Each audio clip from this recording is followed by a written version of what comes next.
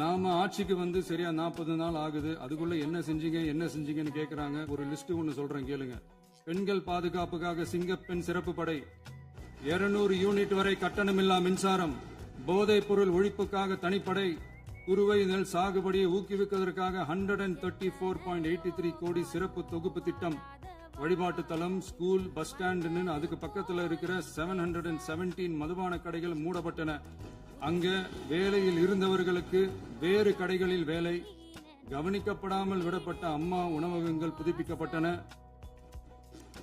பத்திரப்பதிவு துறையில் பகல் கொள்ளைக்கு புல் ஸ்டாப் வைக்கப்பட்டுள்ளது. வருகையில்லா ஆவண பதிவு முறை கொண்டுவர உத்தேசிக்கப்பட்டு செயல்பாட்டில் உள்ளது. அரசு மற்றும் தனியார் மருத்துவமனையில் ஸ்கேன் மையங்களில் கருவுறுவதற்கு முன் மற்றும் பின் ஏற்படும் தவறுகளை கண்காணிக்கவும், மருத்துவ நிறுவனம் முறைப்படுத்தும் சட்ட விதிகள் பின்பற்றப்படுகிறதா என கண்காணிக்கவும், மருத்துவ மற்றும் ஊரக பணிகள் இயக்கத்தின் பயன்பாட்டிற்காக 40 புதிய வாகனங்கள் வழங்கப்பட்டுள்ளது.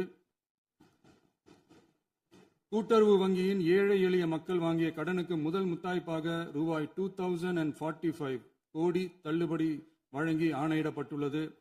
ஒன்றிய அரசிடம் கேட்டுக்கொண்டதற்கிணங்க கடந்த 2 வருடமாக நிறுத்தி வைக்கப்பட்ட இருந்த ஜல் ஜீவன் மிஷன் திட்டம் புதுப்பிக்கப்பட்டு ஜல் ஜீவன் மிஷன் திட்டம் 2.0 நடைமுறைக்கு கொண்டு வரப்பட்டுள்ளது.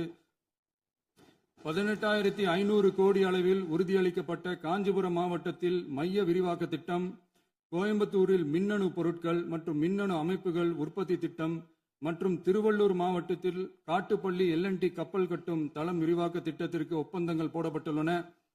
அனைத்து நிர்வாக நடவடிக்கைகளும் மின்னணு முறையில் மாற்றம் கொண்டுவர நடவடிக்கை எடுக்கப்பட்டு வருகிறது.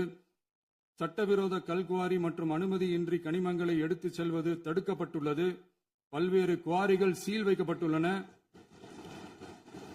கனிமங்களை கண்காணிப்பது, எல்லைகளை நிர்ணயிப்பது மற்றும் ஆளில்லா விமானம் மூலம் அளவீடு செய்வது போன்றவற்றை செயல்படுத்துவதற்கான பணிகள் மேற்கொள்ளப்பட்டு வருகின்றன.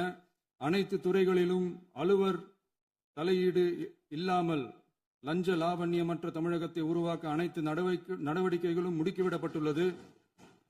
இதெல்லாம் சாம்பிள் தான், இன்னும் இருக்கு. இந்த வெறும் 40 நாளுக்குள்ளேயே இவ்வளவு செஞ்சிருக்கோம்னா இனி வர்ற நாட்கள்ல கொஞ்சம் கொஞ்சமா படிப்படியா ஸ்டெடியா உழைச்சி லஞ்ச லாவண்யம் இல்லாத, ஊழல் இல்லாத, பெண்களுக்கு பாதுகாப்பான, சுதந்திரமான, டிரான்ஸ்பரண்டான தமிழ்நாட்டை நம்ம சொந்தங்களான தமிழக மக்களுக்கு தர்றதுதான் நம்மளோட ஒன் அண்ட் ஒன்லி டார்கெட்.